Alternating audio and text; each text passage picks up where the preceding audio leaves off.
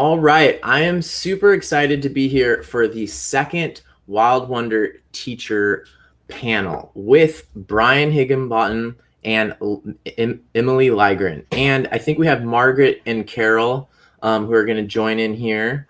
But we're super excited to be here with all of you tonight. Those of you watching this live and those of you that are watching this as a recorded session, this should be a good chance for you to get a feeling for some of the teachers who are going to be at the Wild Wonder Nature Journaling Conference this year. So just to kind of get things started, let's see if we can do a round. It looks like Margaret and Carol are having some issues with their internet connectivity.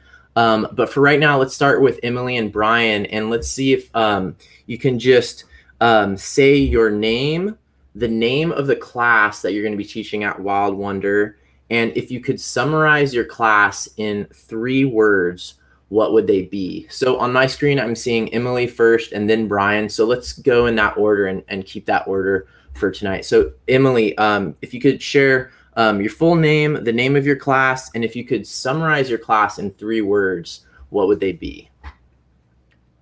Thanks, Marley. It's great to be here. I'm Emilie. The class that I'm teaching at Wild Wonder is called Writing Our Way to Wonder, Poetry in Your Nature Journal. And 3 words to describe the class are open.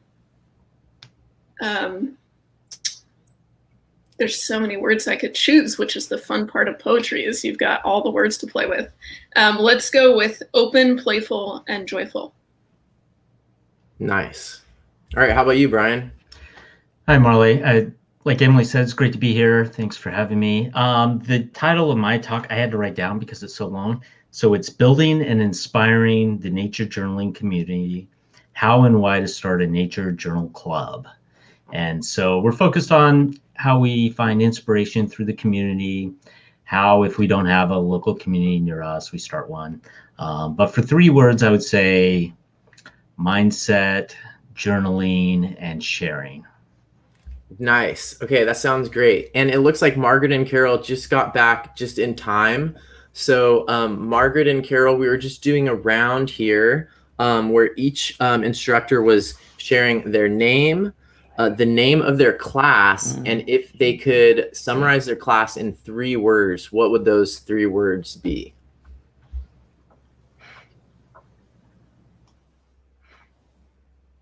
Can you guys hear me, Margaret and Carol? I'm not sure if they can hear me for some reason.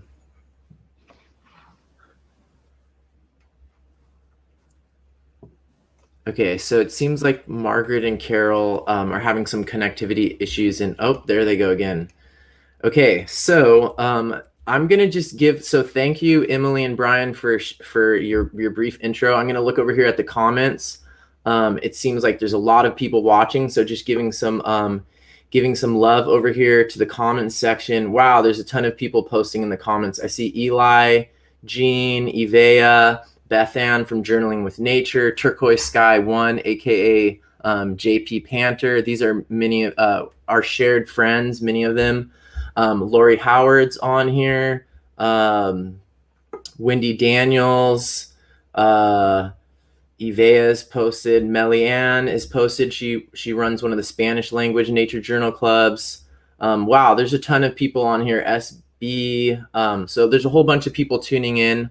That's really great. It looks like it's morning time for someone there. So we've got people in different time zones. Really exciting. It looks like Margaret and Carol are back on. So let's see if we can give them another chance here, and hopefully they're. Hi, Margaret and Carol. How's it going? Hello. Okay, great. So can you share your names, the name of your class, and if you could summarize your class in 3 words, what would they be?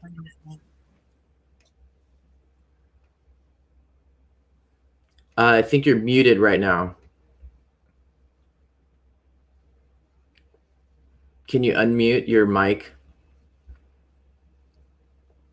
I'm trying to unmute it, but I think you need to unmute it.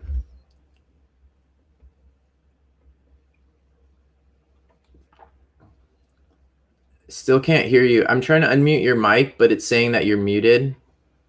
It should be at the bottom of the screen there.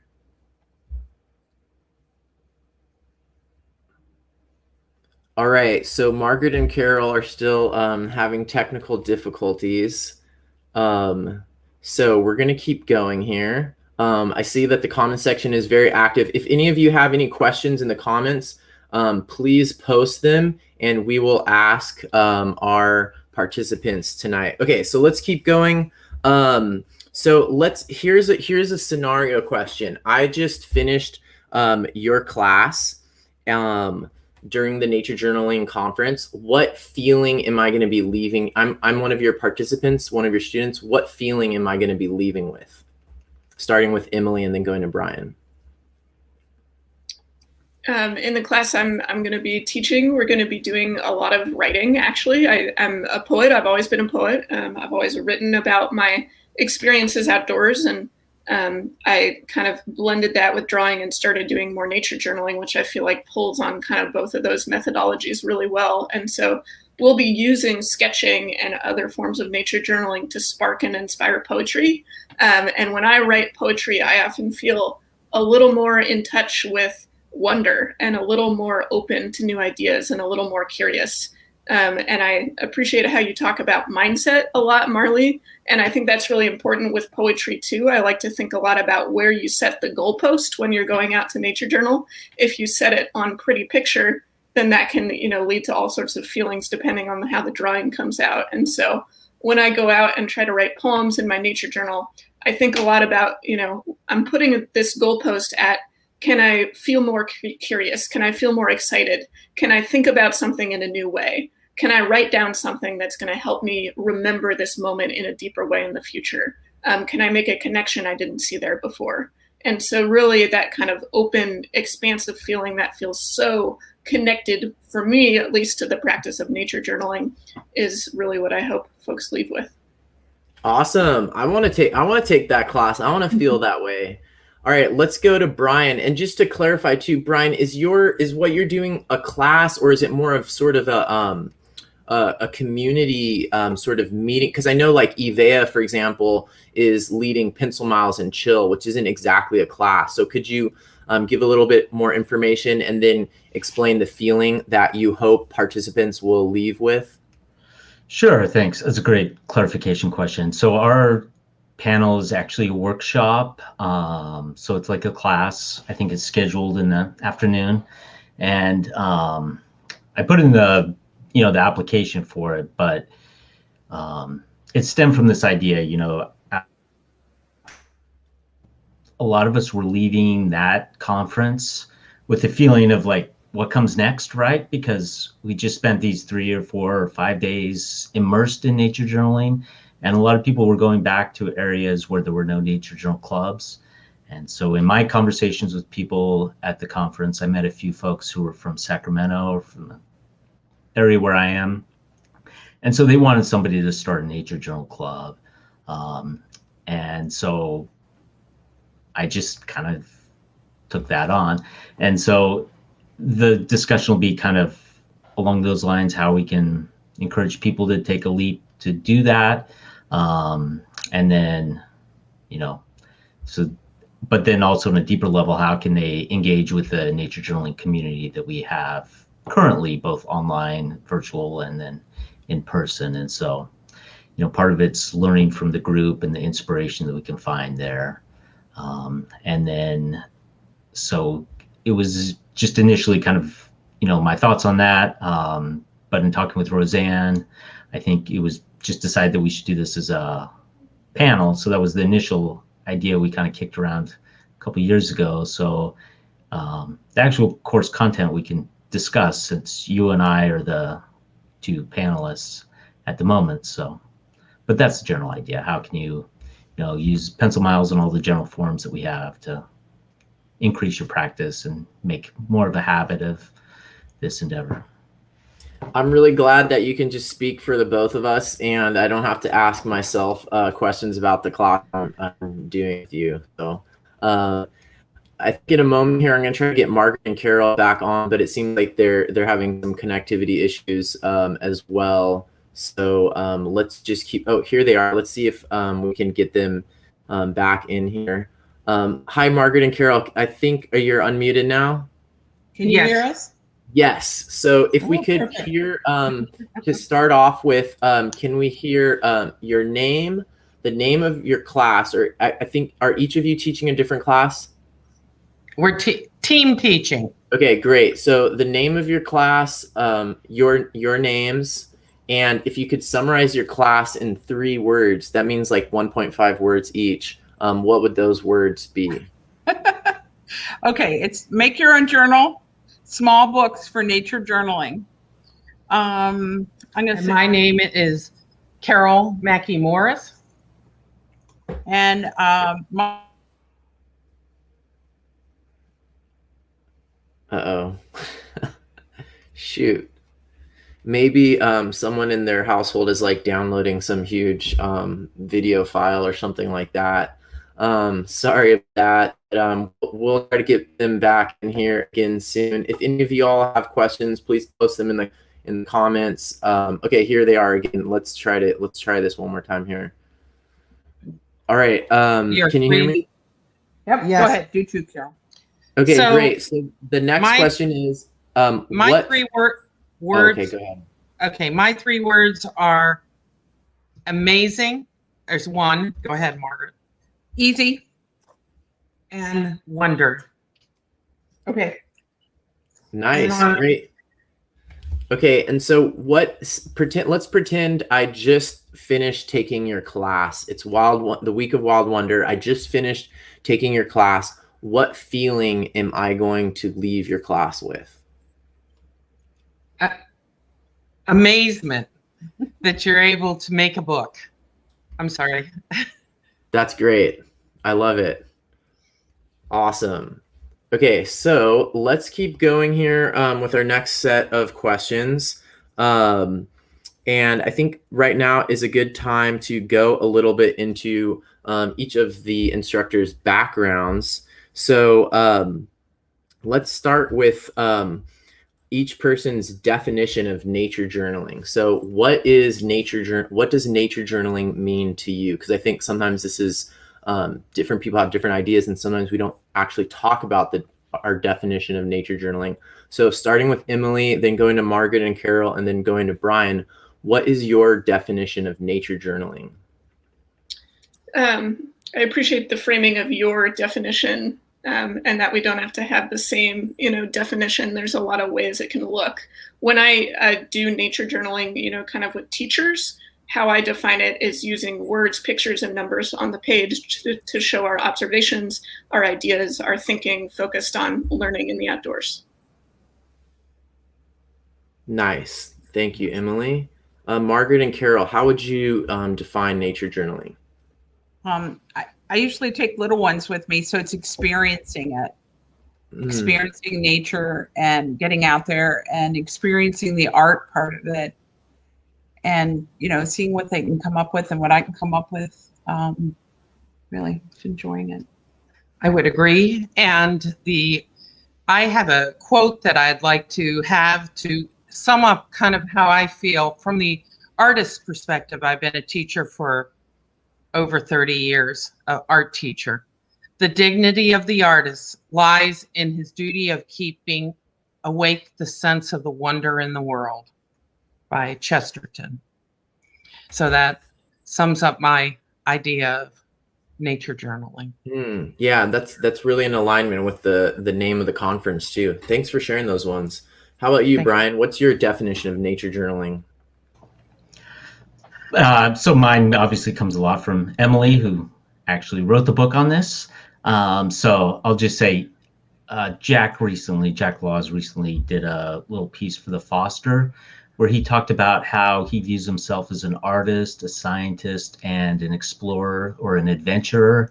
And then when he tries to look at art, or whether he's observing nature for his nature journaling practice, he tries to bring something from each of those perspectives to the practice.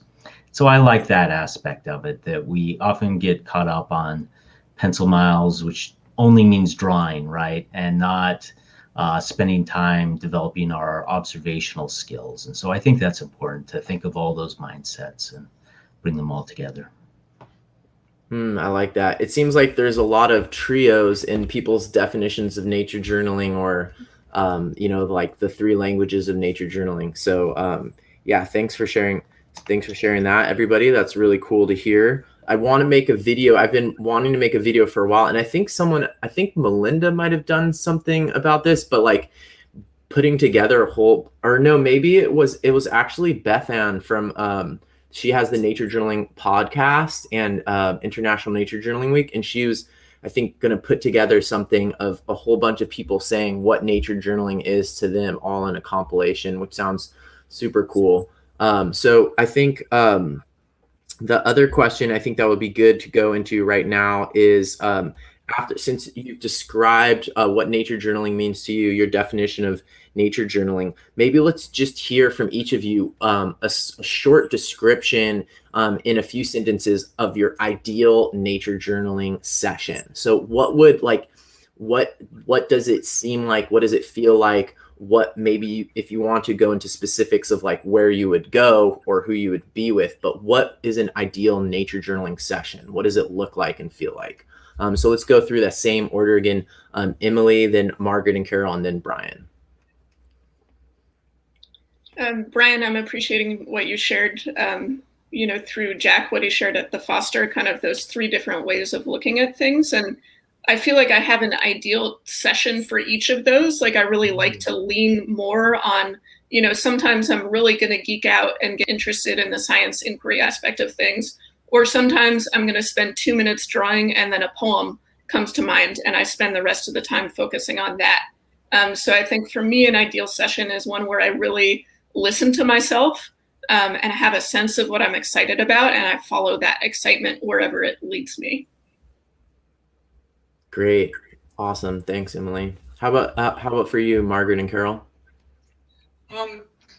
Carol and I both enjoy going to gardens, kind of local, the tri-state area, and just that sense of finding out about the gardens, why they chose the plant materials and different types of settings, just really gets me excited. And then seeing them in full bloom is just amazing.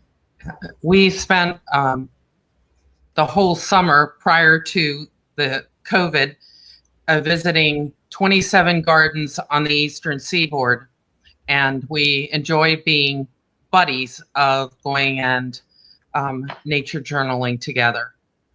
And by having another person with you, you're able to share that excitement of the wonder of what you see in nature.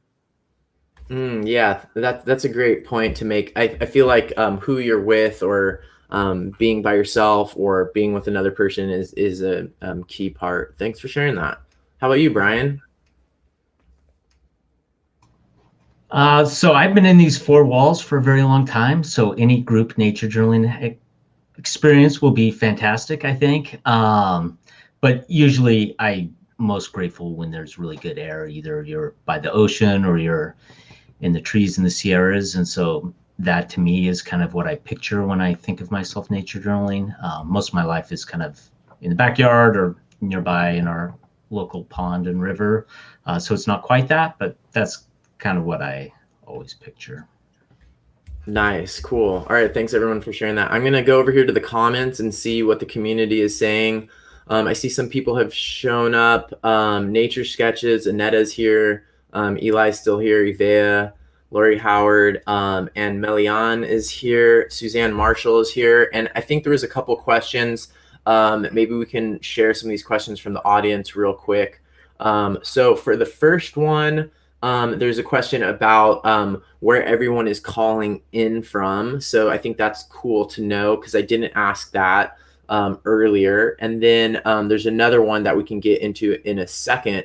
But let's first just quickly say where we're calling in from. So I'm calling in from Sebastopol, which is in Northern California, slightly north of San Francisco. Emilie? I'm in San Rafael, also north of San Francisco, but a little south of Sebastopol. All right. We're in, Margaret and Carol are in Ridge, Maryland, and we are about 90 miles south in a rural area in south of Washington, D.C., near the Potomac River and the Patuxent River and the Bay. Nice. Okay. How about you, Brian? I'm in Sacramento, California. All right, great. Okay, and then the next question, and I didn't get you all prepared for this, but I usually ask people about this because our community is very visually oriented. And someone asked if they, oh, actually it was Melian asked if you could share some pages, if you could hold up maybe if you have any nature journal pages nearby that you can hold up. So just a quick show of hands, thumbs up or thumbs down if you have any nature journals nearby that you'd be able to share. Okay, Emilie, maybe not. Margaret and Carol? We cleaned up. Okay. We moved everything into the All other right. room. Okay, that's totally fine. Sorry, Melian, we're not going to be able to do that. And going back here really quick to the audience, though, I see Carrie Ann Garofalo just joined, and someone by the name of Windows 95 just joined. So these are some new people to the Nature Journal show. All right, let's keep going here. So here's our next scenario. I am a complete newbie to nature journaling. The Wild Wonder, I somehow learned about the Wild Wonder Nature Journaling Conference, and I showed up to your class.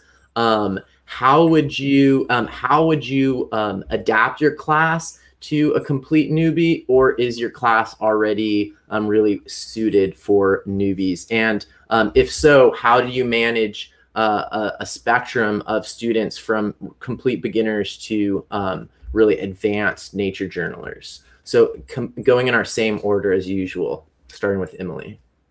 Thanks for that question, Marley. First off, person who stumbled into Wild Wonder, I'm so glad you're here. I'm so excited to have you here in this virtual community. The class that I'm going to be leading is really going to be accessible for anyone wherever they are in their nature journaling journey.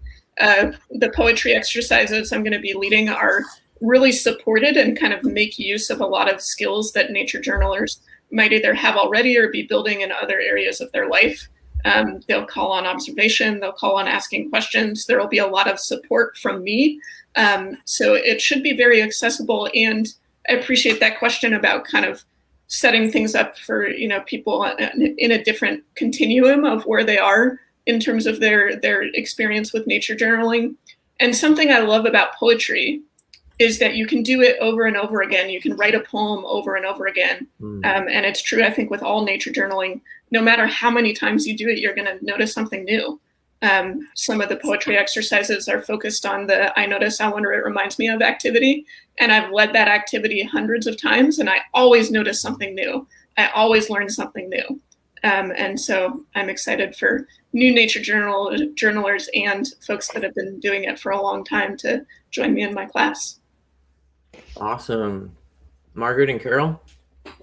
I think our class is going to be quite interesting. That it starts with a very easy one and it gets a little more complex. It's not necessarily harder, just a little more complex. And between us, we've both taught, we have about 50 years worth of teaching art between the two of us. And I've taught, both of us have taught from adult to children.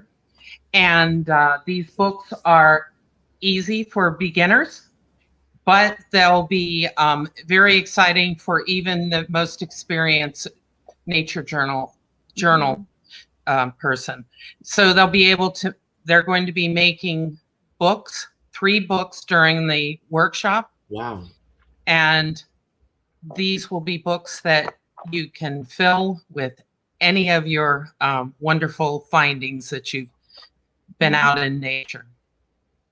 Wow, great. Well, it sounds like people should maybe take that class right at the beginning. And on that note, I'm going to post the link to the schedule here. But yeah, if you took that class right at the beginning, then you could use the books that you made with Margaret and Carol for the rest of your classes. So on that note, here is a link to the schedule. And I don't think it's clickable, so you'll have to, maybe you can copy and paste this. I'll post it in the comments as well. Basically, everything's on John Muir Law's website, but if you check out the schedule, you can figure out if you can take Margaret and Carol's class before the rest. All right, cool. Thanks for that one. How about you, Brian?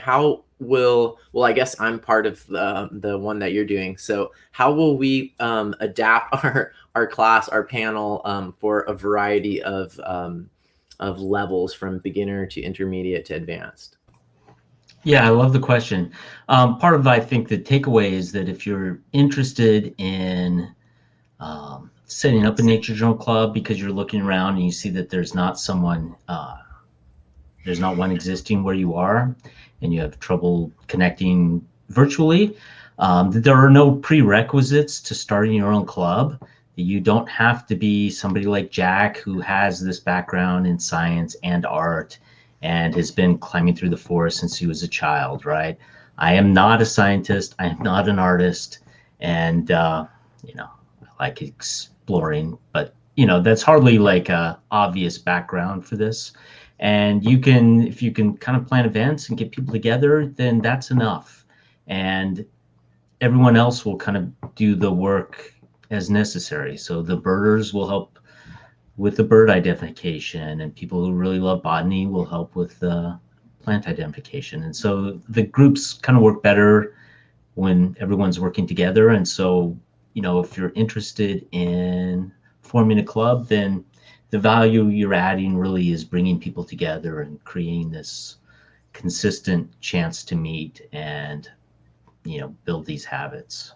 And so there's no certification process. There's nothing that kind of interferes with you doing this right now. And so that's what I think, want to get across to people.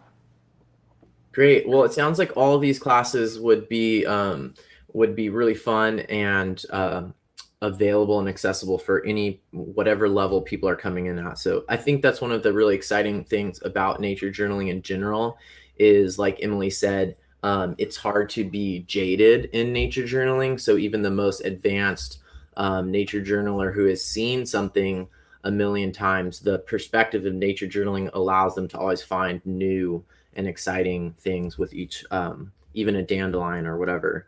Okay, great. So let's just go through one similar question. There is, say someone in your class who is a beginner is really struggling. And so I know that not all these classes are actually, my question was around drawing, or like, because that's where I often encounter this as a teacher, is people having a lot of self-judgment or doubt or lack of confidence around their drawing skills. But let's just assume, poetry for one, and maybe with the book building a book, or maybe once they build their book in Margaret and Carol's class, they're really afraid to fill the pages because they're not confident in their art. And for Brian's class, maybe in the same vein, they're not confident in their natural history skills or their leadership skills. How would you, if someone in your class is sharing a lot about their lack of confidence in these skills, how would you encourage them, or how would you speak to those people? Starting with Emilie again here. I think that's an important question, Marley. I know growing up, we can all receive messages about, all the skills that we have that maybe we're not good enough at it to try it. I think especially around drawing, especially around writing and poetry and creative writing, especially around math. And those are the three kind of central pieces of nature journaling. And so I think getting to try out nature journaling can actually be a really healing experience, to have, the kind of freedom to not make it be about, for poetry, at least, writing something that's earth shattering or that, ends up being something that you need to publish and share with the world, but shifting your relationship with the world, having an experience of profound wonder yourself. And so if someone were really struggling, I would really invite them first to go back to what they know. I've worked with people who really love drawing, and I'm encouraging them to use poetry. And I'm like, okay, great, do some more drawing and then write a couple more lines of your poem. So, know your strengths and dip back into those, and know when to kind of nudge yourself. And also know that, I love what William Stafford, a wonderful, wonderful, amazing poet, always said. He said, lower your standards. He wrote so much. He wrote, he got up every morning at 4 a.m. and wrote. And it's not to say that you have to do that, but any writer or anyone who's, trying to create things on the page knows that the goal is just to put things out there. And it doesn't have to be brilliant and profound every time for it to be meaningful for you, and for it to be a really valuable practice that supports you to engage with the world from a place of more wonder and curiosity and joy. Wow, that's awesome. Thanks, Emily. How about for you, Margaret and Carol? If someone was really sharing their lack of confidence or not feeling like they could do your class, or after they made their book, they felt like they wouldn't be able to actually fill the pages, how would you try to encourage them? The wonderful thing about making your own book or journal is that we're going to show you how to do it with simple materials like printer paper, and you can start with that. For the more advanced students, you'll be able to take the same pattern that you've made a mock-up, which is what that using the printer paper is, and then use really nice watercolor paper. So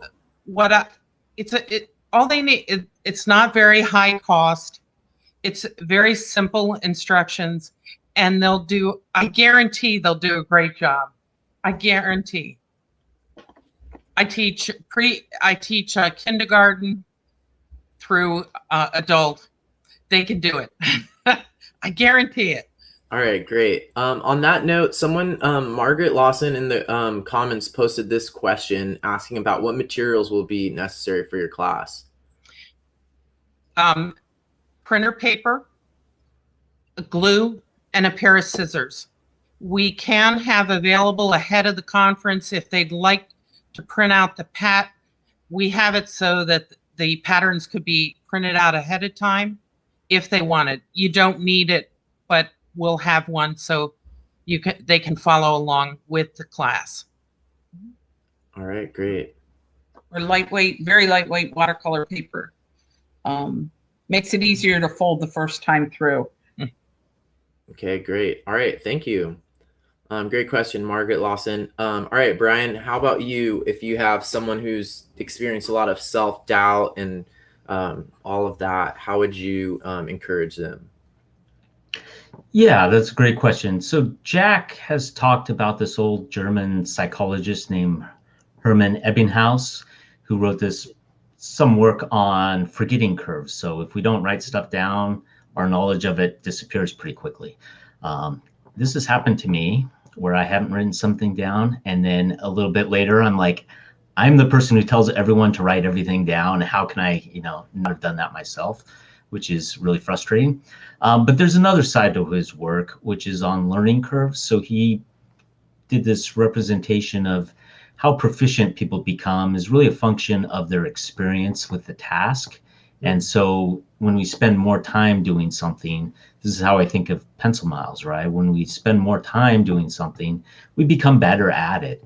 There's all these studies that show that our brain just adapts to what we're doing, that if we do something once, it's kind of a one-off, and, our brain kind of says that was fun, let's go back to doing what we were doing. But when you engage in any activity, whether you're trying to develop, Michelle Obama's biceps, or if you're trying to, become fit, that engaging in community and having some accountability and doing whatever it is you're practicing, whether it's art or it's observation or it's learning botanical terms, repeated practice is really going to help. And so it's just what Emily said, that you just have to write a lot of words before you start to see progress. And that varies for people. Some people, we're used to thinking of a steep learning curve as this really hard thing, but a steep learning curve means that you've actually gotten really good very quickly before the sort of diminishing returns kick in. So some people are going to learn like that. Sometimes people have natural talents, and so they become good at something very quickly with seemingly less work. But many times people just spend a lot more time doing something than you realize, so when you see a pretty picture or you see a well-composed poem, I just think, Emily's so gifted, I could never do that, right? When really it's Emily spent lot of time writing, and she's spent a lot of her time dedicated to this craft. And so we miss that hard work and that aspect of it, which is part of the learning process. Yeah, that's really important. Can I offer one more thought, building on what Brian just shared? This is just kind of sharing from my own experience, but it took me a long time to learn that it's okay to be bad at things. I grew up kind of, hearing a lot that I was smart, which, gave me a lot of confidence in some senses, but also made it so that if I wasn't good at something right away, I thought that I should never do it. And it really had to be a conceptual click in my brain to realize to learn to do something I don't know how to do yet, there's a period of not being good at it. And that's necessary. It doesn't mean I'm a failure or I can't do it. That's a part of the learning process. And so, inviting people to just connect to the idea that there's learning that happens, like Brian was sharing, and that not being good at something right away doesn't mean that you shouldn't keep doing it, or that you can't experience joy in doing it right away, or that you can't, experience success in doing it right away too. Wow. Yeah. Can we please put that into a little bottle and put it in every single elementary school in the country, because that is such an important concept. Thanks for sharing that. I think that's super important. Sort of on that note of putting things into a bottle, a magic bottle, and giving it to students. If there was one sort of lesson or one ability or one sort of mindset that you could put into a magical package and give to your students, what would the one lesson or one concept or one mindset be that you would give to students of your class at Wild Wonder? I'm happy to share last on this one since I just spoke. Okay, yeah, well, let's go reverse order. So starting with Brian. I think you just want to have curiosity and a sense of awe, right? That the art and the science are important, but it's the exploration and adventure that you want to maintain. All right, great. That's a good one. I'll take a bottle of that. All right, Margaret and Carol. For playing on what Brian was saying, that excitement of learning and figuring out things, like bookbinding, a lot of it is figuring it out. How do things go together? How do you decide on what you want to do? What do you want it to look like? So there's all those questions that you have to work through. Same way with journaling. Yes. I believe that for the students, each student in the workshop will, you get something a little different, and there'll be different challenges. But especially with the book making, the making a journal will be new to a lot of our students. Mm-hmm. They're used to purchasing a book. So there'll be some people that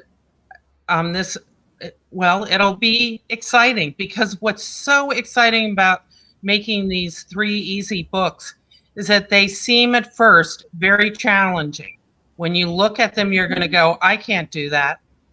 And then before you know it, once you listen to the instructions, you're going to go, wow. And then what I like is so exciting that I see in my own classes is that they take the book and that's the only thing about not being in person, that they take the books and show them to other people on how they put this together. So I'm looking forward to see that excitement in the students. And sharing that knowledge with others. Yes, and sharing it with others. Great. All right, Emilie, how about you? What would be in your magic bottle? What would be the one thing if you could only give one lesson? Big appreciation for what the others have shared. Yeah, I mean, really do it for the awe. I write poems and I like to share them with people, but I write poetry because I like how it makes me feel. It helps me feel more connected and more alive and more reflective. And I love what the phenomenal poet, my favorite poet, Naomi Shihab Nye, says, you're living in a poem. Poems hide. What we have to do is live in a way that lets us find them. And I want that lesson of possibility to come through. that the world feels like this shimmering place where any observation could be a thread that leads you to a place of discovery and wonder, even the things that feel hard or, seem boring on first glance.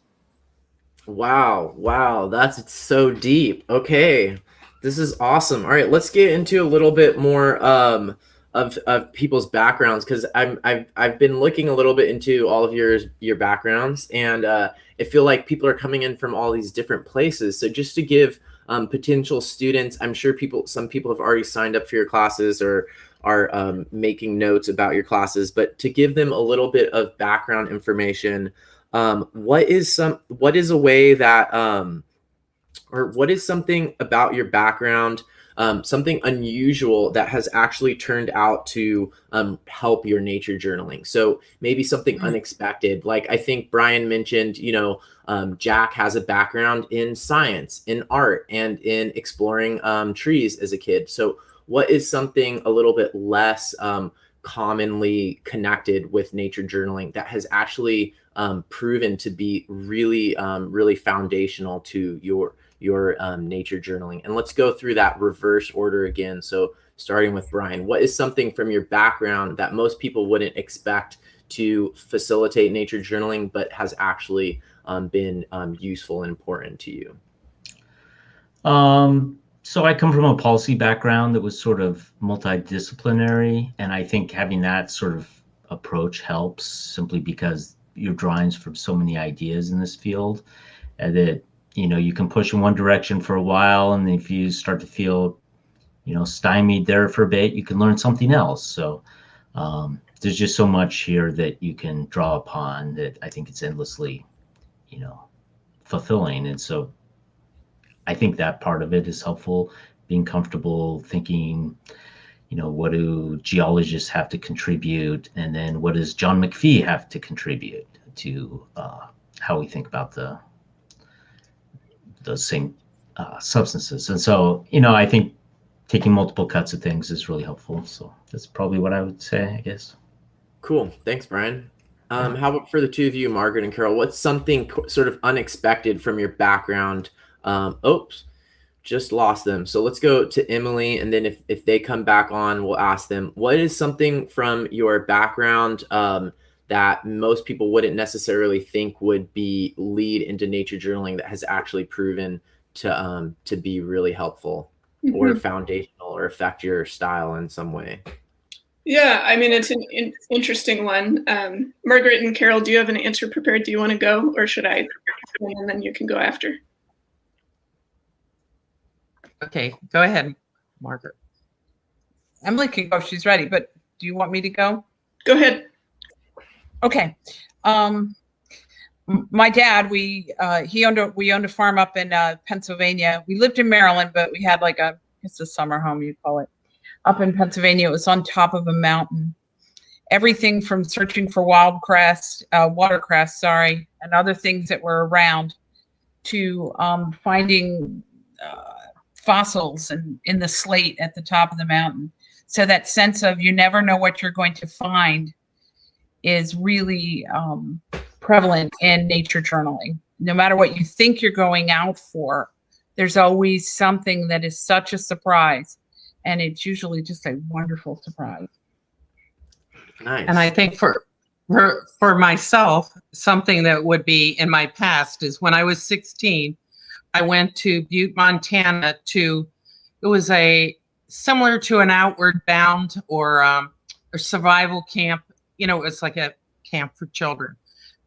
And we went on one of the parts of the camp was to go on the River of No Return by boat on the rapids, and being able to wake up in the morning, and from being on the East Coast to see Montana, and how the sun would rise and the sun would set, and how the water and the eddies was just amazing as a young person who had not had a lot of travel experience.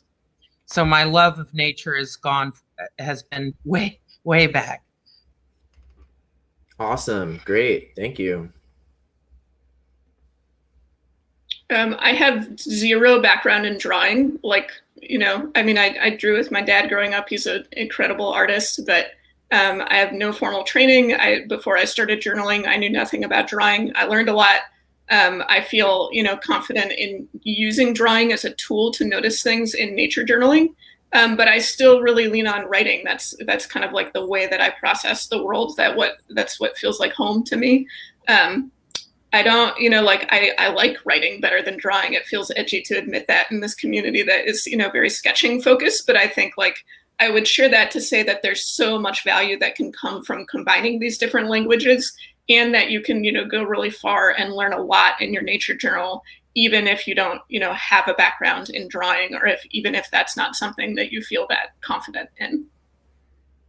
All right, great, cool, thanks. That's awesome. All right, let's do this one. This is a quick one. If you could summarize your teaching style with one word, what would that word be? Let's go with Brian and then Emilie. Yeah, that's a hard one. I think probably patient, calm, or something like that. Okay. Margaret and Carol are back. Margaret and Carol, if you could summarize your teaching style with one word, what would that word be?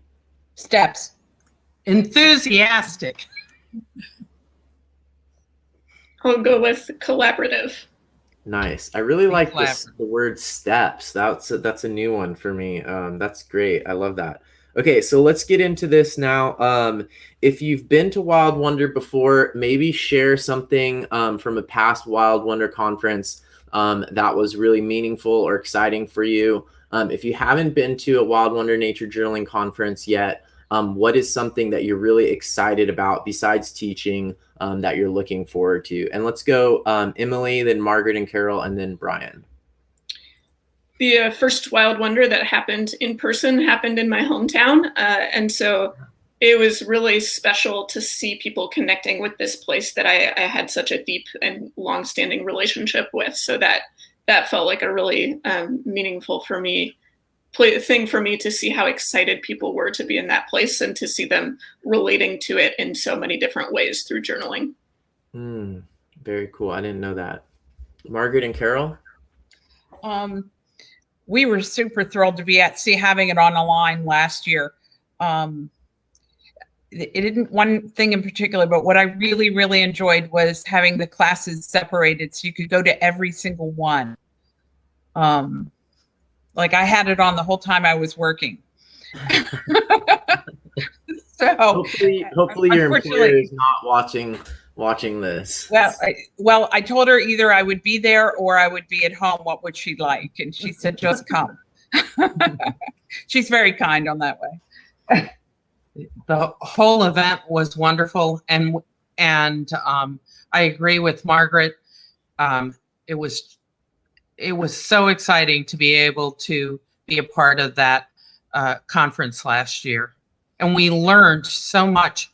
And even whether it's from learning new art techniques or just learning the ability to adding writing and numbers and finding different scientific techniques is just amazing. Nice, great. How about you, Brian? What was a memorable experience from a past Wild Wonder? Yeah, I'll just echo what Emilie and Margaret and Carol have said. You know, when I had been to Asilomar before, I'd been to Pacific Grove, but I had never nature journaled there. And so meeting people who knew that area well, like I met Melinda Nakagawa at one event, and we were just walking on the beach together, and she's a marine biologist. And so it's like, oh, what's that? Like, she can just tell you everything, and then, you know, kind of pushes you to think about, you know, what its function is and why its form reflects all that. And so that was just really helpful in addition to obviously the classes. I will say that when I was scheduling my classes for that first one, you know, you had all these choices, and I ended up booking some classes and field trips with the same people. And so I ended up missing a lot of people. So I didn't take Emilie's class, for instance. I'm embarrassed to say, sorry, Emilie. But the nice thing about the online classes that you do, as Margaret Carroll said, you get to see everyone. And it's this, you have access, although afterwards, but I encourage everyone to kind of sketch note it in live time to the degree you can. But having that is really convenient, and obviously makes it accessible to many more people. So that's great. Yeah, I'm getting excited just hearing all of your experiences. For all of you who are watching this live or who are watching the recording, and if you've been to a previous nature journaling conference, please post in the comments what was a meaningful experience for you, or if you haven't been to one yet, what is something that you would be really excited about going to a nature journaling conference. All right, so let's move into some of our last questions here. I didn't get to do this in the last panel, but as many of you know, I usually do this in all of my regular interviews, a lightning round. So just like a couple of the questions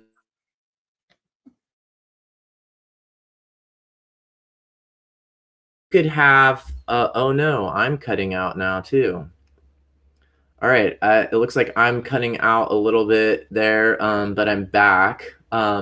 So if you could have a nature journaling superpower, what would your superpower be? Let's start with Emilie and then Brian and then Margaret and Carol if they get connected again. That's a hard one. I have no visual images in my brain. I have something called aphantasia, so I would love to be able to like remember things after I've seen them. That would be useful. All right. Okay, Margaret and Carol, if you could have a nature journaling superpower, what would it be? Speed. I am the slowest nature journaler on earth. Okay, good one. I would say more knowledge, scientific knowledge. Okay, great.